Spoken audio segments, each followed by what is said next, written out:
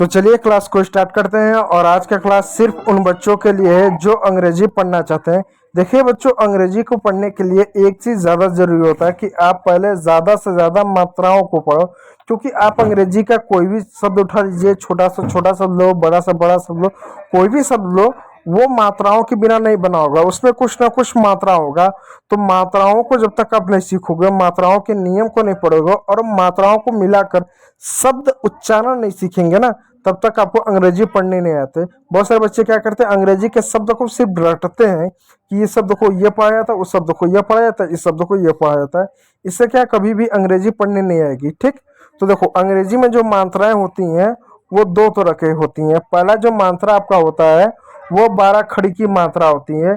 जैसे आप एग्जाम्पल तौर पे लो, अ का ए हुआ, आ का डबल ए हुआ, क का के हुआ, ख का के एच हुआ। इस तरह की जो मात्राएं होती है इनको हम 12 खड़ी की मात्रा बोलते हैं।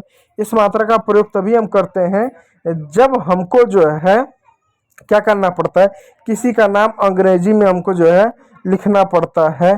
ठीक है पर बच्चों, जब किसी का नाम अंग्रेजी में लिखना, जैसे राम है, श्याम है, अरविंद है, गोविंद है, कृष्ण है, इस तरह के नामों को अंग्रेजी में लिखने में काम आता है। इस बात को ध्यान दीजिएगा। दूसरा, अंग्रेजी में जो मात्रा होता है जिसको हम वेवल्स नाम से जानते हैं, हम जो है वेवल्स नाम से जानते हैं, कॉन्सोनेंट नाम से जानते हैं। तो जो वेवल्स होता है ये 5 तरीके से होता है। जो कॉन्सोनेंट होता है वो 21 प्रकार का होता है, 21 कॉन्सोनेंट होता है और 5 आपके वेवल्स होते हैं। तो इनको मिलाकर ही अंग्रेजी का छोटा छोटा बड़ा से बड़ा शब्द बनता है। अब देखिए, जो ये वेवल्स होते हैं ये 5 होते हैं। कौन कौन से? ए, ई, आई, ओ, यू। अब ये पांचों अलग अलग मात्राएं होते हैं, इस बात को ध्यान दीजिएगा। दूसरी बात ध्यान दीजिएगा कि ये मात्राएं सिंगल भी हो सकते हैं, पेयर में भी हो सकते हैं। सिंगल में, पेयर में कैसे होंगे उसको मैं बताता हूँ। जैसे मान लीजिए मैं लिखता हूँ कार। अब देखिए यहाँ पर सिर्फ ए आया। अगर मैं लिखूं पास्ट तो यहाँ पर भी सिर्फ ए आया। लेकिन अगर मैं रीड लिखूं तो रीड में देखो ई भी आया, ए भी आया, और ई और ए को आप बड़ी की मात्रा पढ़ रहे हो। अगर मैं लिखूं चेयर, चेयर में देखो ए भी आया, आई भी आया, और ए आई को आप ए की मात्रा पढ़ रहे हो। तो इसका मतलब मात्रा सिंगल भी होता है, पेयर भी होता है। इस बात को आप याद रखिएगा। तो चलिए क्लास को स्टार्ट करते हैं। और इस वीडियो में हम अंग्रेजी के ई की मात्रा को पढ़ने वाले हैं। ठीक है, तो ई की मात्रा को कैसे पढ़ते हैं? तो देखिए मात्रा का नियम क्या है। जब अंग्रेजी के किसी भी शब्द में 2 या 3 कॉन्सोनेंट के बीच में ई आता है, अंग्रेजी के किसी भी शब्द में या अंग्रेजी के शब्द में जब 2 या 3 कॉन्सोनेंट के बीच में ई आता है तो ई को जो है आप हमेशा क्या पढ़ेंगे? आप ई को हमेशा ए की मात्रा पढ़ेंगे। अब जैसे एग्जांपल देखिए, यहाँ पर अंग्रेजी का जितना भी शब्द है, जैसे गेट है, जेट है, बैट है, स्केच है, वेट है, टेन है, हाँ। तो अब यहाँ पर जितने भी शब्द, सब जगह ई की मात्रा आपको यहाँ पर देखने को मिलेगा। ठीक है, इस बात को याद रखिएगा। अब जो ई की मात्रा, तो यहाँ पर हम क्या उसको ए पढ़ेंगे। कैसे पढ़ेंगे? जैसे जी ई टी है, इसको क्या पढ़ेंगे? जी का हम जो है यहाँ पर गौ पढ़ेंगे, ई का ए की मात्रा पढ़ेंगे, टी को टॉ पढ़ेंगे, गेट हो गया। उसी प्रकार देखिए यहाँ पर एक शब्द हो गया जे ई टी, जे को जॉ पढ़ेंगे, ई को फिर ए की मात्रा पढ़ेंगे, टी को टॉ पढ़ेंगे, हो गया आपका यहाँ पर जेट हो गया। तो यहाँ पर भी जे जो है कॉन्सोनेंट, टी भी कॉन्सोनेंट, तो 2 कॉन्सोनेंट के बीच में आया तो ए पढ़ेंगे। उसी प्रकार यहाँ पर आपका नेट हुआ, पेट हुआ, स्केच हुआ। अब स्केच में कैसे हुआ इसको देखिएगा। ये स्केच है। अब देखिएगा स्केच में अब 2 कॉन्सोनेंट शुरुआत में है। जब 2 कॉन्सोनेंट शुरुआत में होते हैं तो वहाँ पर शुरुआत में एस को आधा स पढ़ते हैं और के को क पढ़ते हैं। ठीक है, और ई को ए की मात्रा पढ़ते हैं और टी सी एच को च पढ़ेंगे। स्केच।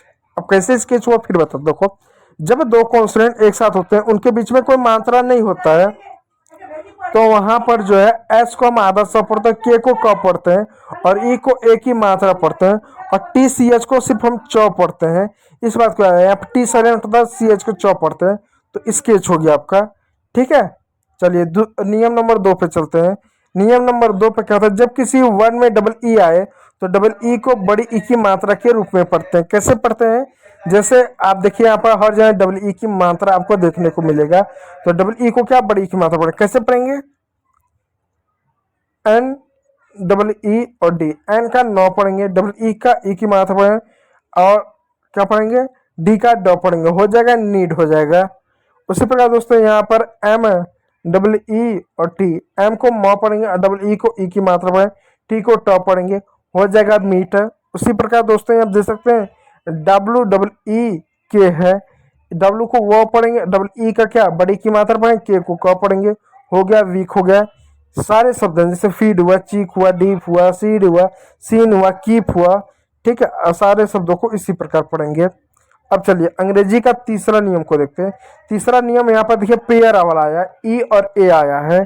ई और ए को क्या पढ़ेंगे, देखिए जब अंग्रेजी के किसी वर्ड में ई और ए आए तो वहां पर भी उसका उच्चारण किसका, बड़ी ई की मात्रा के रूप में किया जाएगा, या आई नहीं होगा, बड़ी ई की मात्रा के रूप में किया जाएगा, ठीक है।